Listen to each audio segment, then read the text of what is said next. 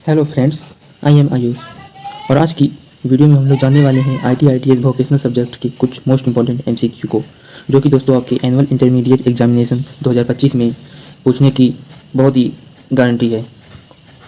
ये वीडियो दोस्तों ITITS vocational subject यानी कि क्लास 9th 10th 11th और क्लास 12th यानी कि 9 से 12 तक के बच्चों के लिए बहुत ही इंपॉर्टेंट है, जिनका भी ITITS सब्जेक्ट है। तो चलिए वीडियो को स्टार्ट करते हैं।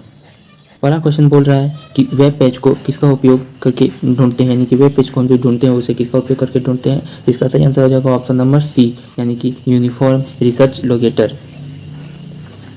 क्वेश्चन नंबर 2 की बात करें तो क्वेश्चन नंबर 2 बोल रहा है कि वेबसाइट के विभिन्न पेजों पर आप किसका प्रयोग करके जा सकते हैं, यानी कि वेबसाइट के हमें एक पेज से दूसरे पेज में जाना है तो उसे किसका उपयोग करते हैं। तो उसका दोस्तों हाइपरलिंक का प्रयोग करते हैं, यानी कि option number C. Question number 3 में है वेब पेज के ऊपरी मार्जिन में स्थित टेक्स्ट को क्या कहते हैं, यानी कि वेब पेज जो होता है उसके ऊपरी मार्जिन में स्थित टेक्स्ट को क्या कहते हैं। तो उसे कहते हैं हेडर। तो दोस्तों याद रखिएगा, अगर ऊपरी मार्जिन बोले तो हेडर, और यहाँ दिया रहेगा कि वेब पेज के निचले मार्जिन में स्थित टेक्स्ट को क्या कहते हैं, तो उसे कहते हैं फुटर। अगर निचले दिया रहे तो फुटर और ऊपरी है तो हेडर। तो यहाँ 3 का हो जाएगा option number D. Question number 4 में बोल रहा है कि वेब पेज निम्नलिखित में किस टैग से शुरू होता है, यानी कि वेब पेज जो स्टार्ट होता है वह किस टैग से स्टार्ट होता है। तो वह दोस्तों HTML टैग से स्टार्ट होता है, यानी कि option number C. Question number 5 देखें तो बोल रहा है वेब पेज का संग्रह कहलाता है, यानी कि वेब पेज यानी कि बहुत सारे वेब पेज को हम लोग जब एक साथ मिला देते हैं तो उसे क्या कहते हैं। तो उसे कहते हैं website. Option number C, website कहते हैं।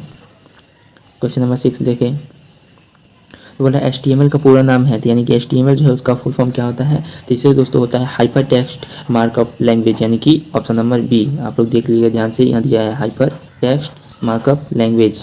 तो इसका हो जाएगा 6 का option number B.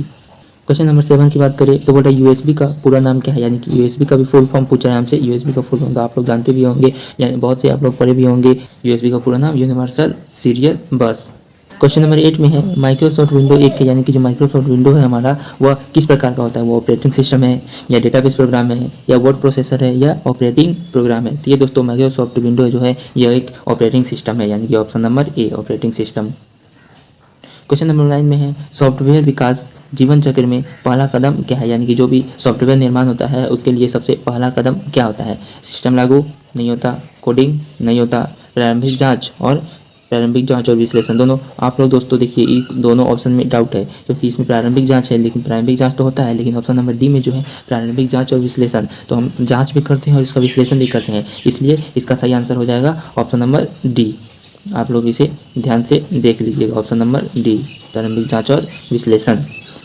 Question number 10 की बात करें तो बोल रहा है DFD का अर्थ है, यानी कि DFD का फुल फॉर्म क्या होता है। तो वो होता है दोस्तों डाटा फ्लो डायग्राम, यानी कि option number B, data flow diagram.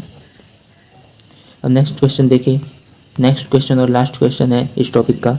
तो बोल रहा है कि पाइथन फाइल का एक्सटेंशन क्या है, यानी कि जो पाइथन फाइल होता है उसे पहचानने का क्या तरीका है। यानी कि जो भी पाइथन फाइल होगा दोस्तों उसके देखिएगा नेम के लास्ट में .py, इस तरह .py करके कुछ लिखा होगा। तो यही है दोस्तों पाइथन फाइल का एक्सटेंशन, जिसे हम लोग कहते हैं पहचानने का तरीका नॉर्मल भाषा में। इसका हो जाएगा ऑप्शन नंबर डी, .py।